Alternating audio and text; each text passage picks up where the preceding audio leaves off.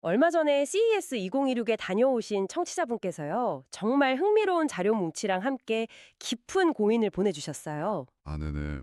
거의 뭐 사람처럼 움직이는 로봇, 또 하늘을 나는 배송 드론이나 항공택시 같은 거 있잖아요. 네, 피지컬 AI라고 하죠. 맞아요. 그런 피지컬 AI 기술이 우리 삶에 정말 성큼 다가온 걸 직접 보고 오셨다고요. 그러면서 이런 생각을 하셨대요. 어떤 생각이요? 이렇게 인간의 역할이 점점 줄어드는 미래가 과연 괜찮을까? 심지어 일론 머스크 말대로 인간이 직접 노동하는 시대가 끝난다면 나 같은 연구원도 결국 사라지는 건 아닐까? 하고요. 아, 그 고민. 정말 많은 분들이 지금 비슷한 불안감을 느끼고 있을 거예요. 네.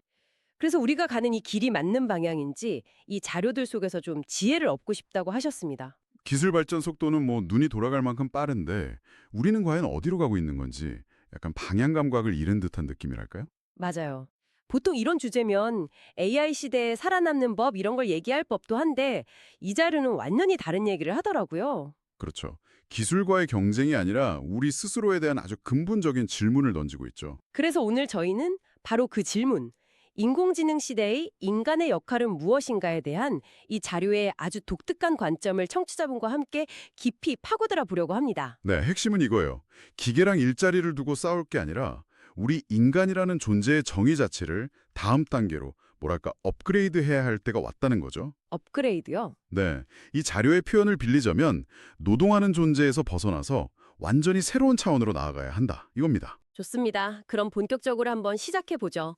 이 자료는 먼저 우리가 왜 이렇게 불안한지에 대한 진단부터 내리는데요. 그 원인을 우리가 겪고 있는 변화의 속도에서 찾더라고요. 네, 그 속도에 대한 비유가 아주 인상적이었어요. 인류가 수십만 년에 걸쳐서 이룬 진화가 한 30% 정도라고 하면요. 지난 70년 동안 이룬 성장은 무려 70%에 달한다고 분석을 해요. 와, 이건 뭐 거의 빅뱅 수준이죠. 그렇죠.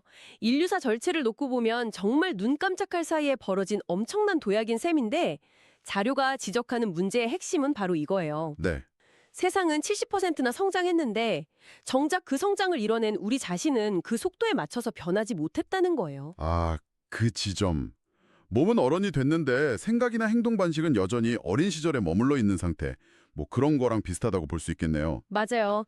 이 엄청난 불균형이 바로 우리 불안의 근원이라는 거죠. 네, 그러면서 아주 중요한 개념 구분이 등장하죠. 아, 맞아요. 바로 인간과 사람의 차이. 저도 처음엔 이게 그냥 말장난인 거 싶었는데 읽어보니까 이 자료의 전체 논리를 관통하는 핵심 개념이더라고요. 맞습니다. 이 구분이 이 자료의 주장을 이해하는데 가장 중요한 열쇠라고 할 수 있어요. 어떻게 다른 건가요? 자료에 따르면요, 지금까지 우리는 동물에서 진화한 존재, 즉 인간으로 살아왔다는 거예요. 그리고 이 인간의 시대는 생존을 위해서 또 더 나은 삶을 위해서 끊임없이 노동을 해야 하는 단계였다 이렇게 설명을 합니다. 아, 마치 소가 밭을 갈고 우리가 곡괭이로 땅을 파는 것처럼요. 생존에 필요한 무언가를 얻기 위해 에너지를 쏟는 모든 행위가 노동인 셈이군요. 네, 그렇죠.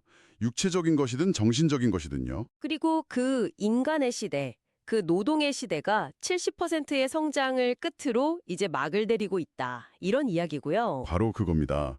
그러니까 로봇이나 AI가 우리 일자리를 빼앗는다는 관점 자체가 어쩌면 잘못됐다는 거예요. 떼앗는 게 아니면요? 그보다는 성장을 모두 마친 인간의 역할을 이제 기계가 자연스럽게 이어받는 과정으로 봐야 한다는 거죠. 아, 포크레인이 등장해서 곡괭이질이 사라지고 공장 자동화로 망치질이 줄어든 것과 그냥 똑같은 흐름이라는 겁니다. 듣고 보니 그러네요. 우리가 포크레인을 둬 내 곡괭이 일자리를 빼앗아 갔다고 분노하진 않잖아요? 그렇죠. 오히려 더 편하고 효율적인 도구가 나왔다고 생각하죠. AI도 그런 관점에서 봐야 한다는 겁니다. 자교에 이런 구절이 딱 있더라고요.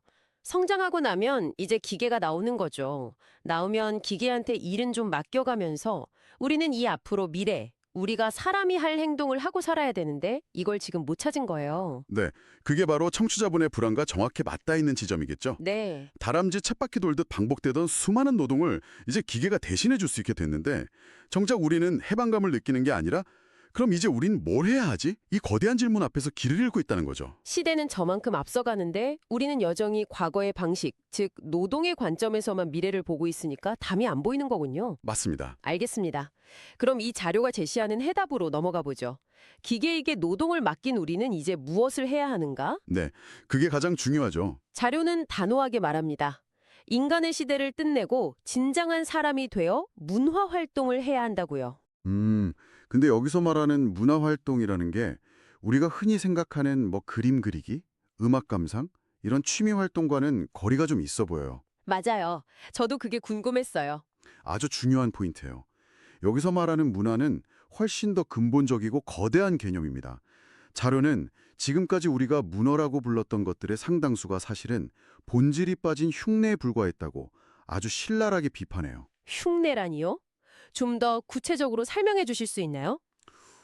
예를 들어 그림을 한번 생각해 보죠. 이 자료의 관점에서 보면 그림을 왜 그리는가? 이 그림이 인간의 삶에 어떤 이로운 영향을 주는가?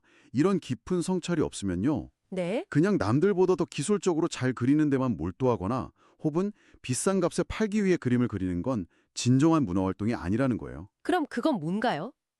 그건 그냥 그림 그리는 노동 혹은 기술에 머무른다는 거죠. 연기도 마찬가지고요. 돈을 벌기 위한 수단으로서의 연기는 그냥 연기 노동일 뿐이라는 겁니다. 아, 이제 좀 감이 오네요. 단순히 어떤 행위를 하는 what이나 how에 머무르는 게 아니라 그 행위의 근본적인 목적과 의미, 즉 why를 탐구하고 실천하는 것. 네, 바로 그게 문화활동이라는 거죠. 그렇다면 정치는 왜 하는가? 이상적인 가정의 모습은 무엇이고 그런 문화를 어떻게 만들 것인가? 이런 질문을 던지고 답을 찾아가는 과정 자체가 새로운 시대의 일이자 활동이 된다는 이야기네요. 정확합니다. 바로 그거예요. 이 자료가 말하는 새로운 시대의 사람의 역할은 바로 그겁니다. 정치, 경제, 교육, 사회, 가정, 우리 삶의 모든 영역에서 당연하게 여겨졌던 것들에 대해 왜?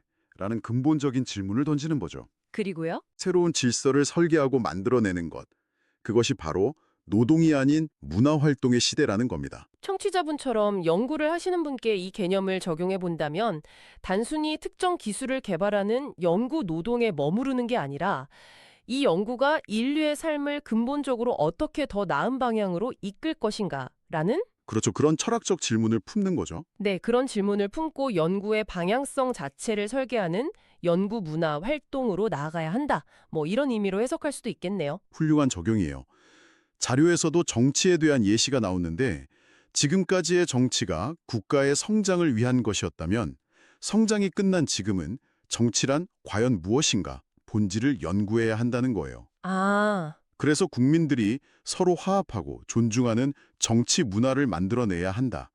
그렇지 않고 여전히 과거 방식으로 권력 다툼만 하고 있다면 그건 그냥 자리를 차지하고 있는 것에 불과하다는 아주 강한 비판을 하죠. 와. 이 논리가 모든 영역으로 확장되니까 굉장히 스케일이 커지네요. 그렇죠. 그리고 이 논의는 정말 예상치 못한 방향으로 뻗어나갑니다. 이 새로운 문화 활동의 시대를 여는 데 있어서 대한민국이 아주 특별한 역할을 부여받았다고 주장하거든요. 네, 인류는 한 그루의 고목나무와 같다는 비유가 등장하는 대목이죠. 맞아요. 솔직히 저는 이 부분을 읽으면서 조금 당황스럽기도 했어요. 그렇죠. 갑자기 스케일이 인류사적으로 확 커지니까요.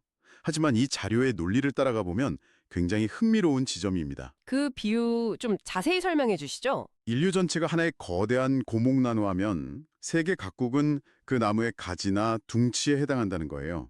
그리고 해동 대한민국은 바로 그 나무의 생명이 시작되는 뿌리에 해당한다고 말합니다. 뿌리라뇨. 굉장히 대담한 비유인데요.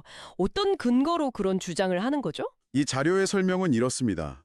지난 70년간 인류가 폭발적으로 성장하면서 만들어낸 모든 지식과 사상, 문화들이 있었잖아요. 네, 뭐 동서양의 종교, 철학, 과학 같은 것들이요? 맞아요. 이 모든 것들이 마치 씨앗의 형태로 전부 이 뿌리, 즉 대한민국으로 모여들었다는 겁니다. 아, 실제로 전 세계 거의 모든 사상과 종교가 한국 땅에 들어와서 공존하고 있는 현실을 생각해보면 아주 터무니없는 이야기는 아니죠.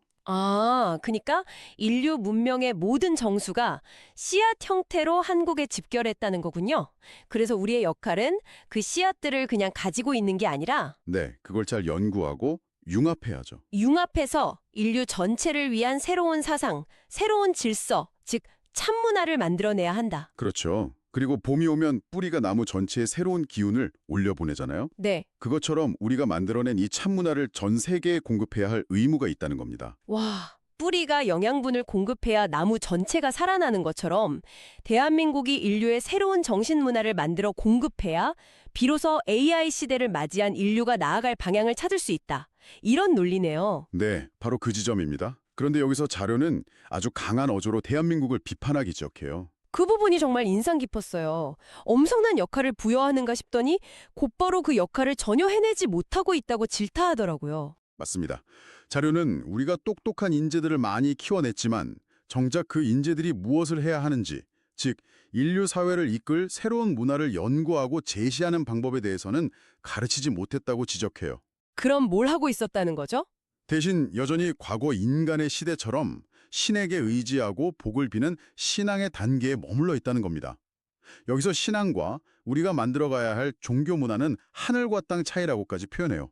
신앙과 종교 문화, 어떻게 다른 건가요? 신앙은 그저 무언가에 의지하고 매달리는 수동적인 행위인 반면에 종교 문화는 성장을 마친 우리가 주체가 되어서 인간과 사회, 자연을 이롭게 하는 원리를 연구하고 실천하는 능동적인 활동이라는 거죠.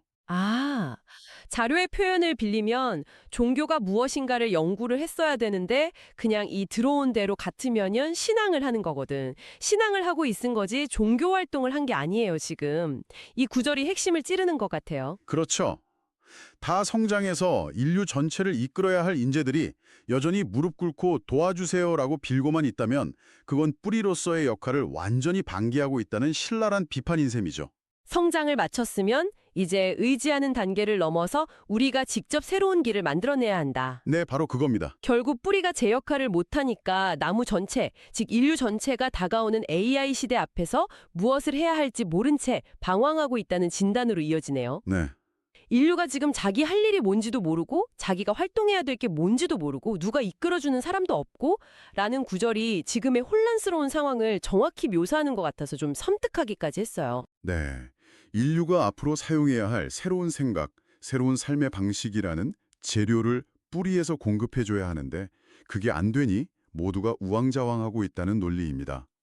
대한민국에서 인재는 키웠지만 그 인재들에게 진짜 임무가 무엇인지는 가르치지 못했다는 아주 뼈아픈 자성의 목소리이기도 하고요. 청취자분의 질문에서 시작된 오늘의 탐구가 AI 시대의 일자리 문제라는 현실적인 고민을 넘어서 인류 문명의 정체성과 대한민국의 역할이라는 거대한 담론으로까지 이어졌네요. 네, 정말 그랬습니다. 정리해보면 보내주신 자료는 우리가 겪는 불안의 원인이 AI라는 기술 그 자체가 아니라 노동하는 인간에서 문화를 창조하는 사람으로 진화하지 못한 우리 자신에게 있다고 말하고 있는 거군요. 맞습니다. 이제 기계와의 경쟁은 무의미하니 멈추고 기계는 절대 할 수 없는 본질적인 질문들, 예를 들면 우리는 왜 사는가, 어떻게 하면 모두가 함께 잘 살 수 있는가 같은 것들 있잖아요. 네네. 그런 질문들을 탐구하고 그 답을 바탕으로 새로운 사회 문화를 설계하는 것, 그것이 바로 우리에게 주어진 새로운 소명이라는 아주 강력한 메시지를 던지고 있습니다. 특히 이 자료는 그 해법을 찾는 중심 역할로 대한민국을 지목하면서 정말 거대한 책임을 부여하고 있는데요. 청취자분과 함께 이 지점에서 마지막으로 생각해 볼 질문을 하나 던져드리고 싶습니다. 네, 어떤 질문이죠? 인공지능 시대에 필요한 인류의 새로운 목적의식을 만들어내는 이 엄청난 과업이 과연 이 자료의 주장처럼 특정 국가나 민족에게만 주어진 특별한 역할일까요? 아니면 우리 모두가 각자 살아가는 자리에서 스스로의 뿌리가 되어서 내 가정, 내 직장, 내 사회에서부터 새로운 문화를 만들어 나가는 것에서부터 시작해야 할 우리 모두의 과제일까요?